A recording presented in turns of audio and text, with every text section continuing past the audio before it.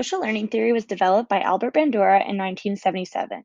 It emphasizes the role of modeling, otherwise known as imitation or observational learning, in the development of behavior. Bandura found that there are many factors that influence children's willingness to imitate, such as their own histories of punishment and reinforcement. In his later work, Bandura began to focus on the child's cognition.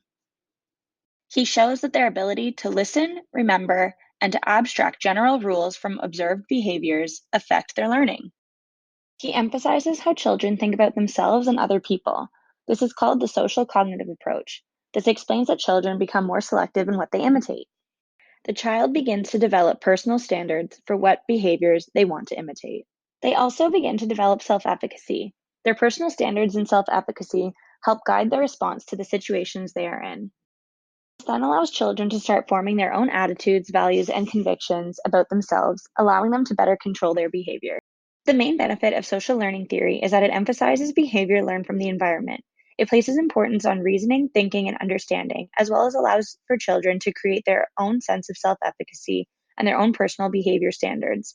When children seek adult role models and copy behavior based on what they see, it stresses the importance of a positive example. Applying social learning theory to the classroom setting can positively help students reach a higher level of behavior. When students imitate the positive actions and behaviors of teachers, it becomes easier for those students to model the same behavior. This can help the students reach their academic and behavioral goals. According to Bandura's theory, students may also learn positive behavior from working in groups. For example, a less motivated student paired with a motivated student would help motivate the rest of the group through imitating the strong work ethic. There are 4 limitations to the social learning theory. 1. It offers a too narrow view of important environmental influences. Larger systemic environmental influences, such as socioeconomic status, extend beyond imitation to influence development. 2. It underestimates children's individual contribution to their own development, suggesting that children do not have an active role in their own learning. 3. The implementation of even the best behavioral management strategies can lead to difficulties if improperly applied. For example, implementing a reward system to improve a grade 6 classroom's behavior can go astray if the system is inconsistently implemented, incorrectly targets behavior, is superficial, or haphazardly. What works for one student may result in the opposite effect for another student. If a teacher does not believe in the behavioral management strategy implemented and does not communicate its reasoning to non-participants, the program is likely to fail. In his work, Bandura outlined 3 forms of reinforcement that would encourage observational learning. The first is direct reinforcement, and this occurs when an individual is directly reinforced, such as a soccer coach commenting to a player, "Good pass."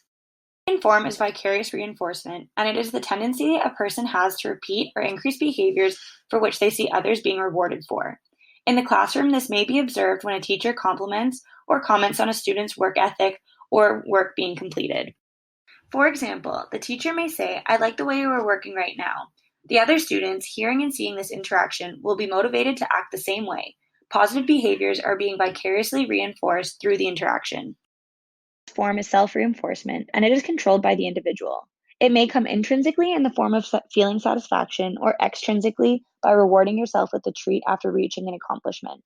It is an excellent way for students to learn and practice self-regulating behaviors, such as setting up short and long-term goals and deciding on the steps to reach these goals. Bandura's social learning theory can be seen in all classrooms as students not only learn from their teacher but also from each other.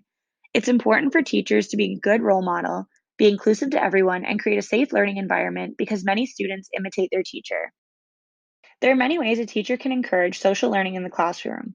Group work is an excellent way for students to learn from each other. Studies have shown that in a group, a motivated student will be able to influence an unmotivated student to take on some responsibility, helping the unmotivated student learn. However, a teacher does need to remember that the opposite can also occur. It's important that teachers understand the advantages and disadvantages of the social learning theory so that they can be mindful, especially because what might work for one student might negatively impact another student. Teachers need to be cautious in a classroom and behave in a way in which they can inspire their students. Showing enthusiasm and passion for the subjects that they teach can help the students become motivated to learn, as they are highly likely to imitate their teacher.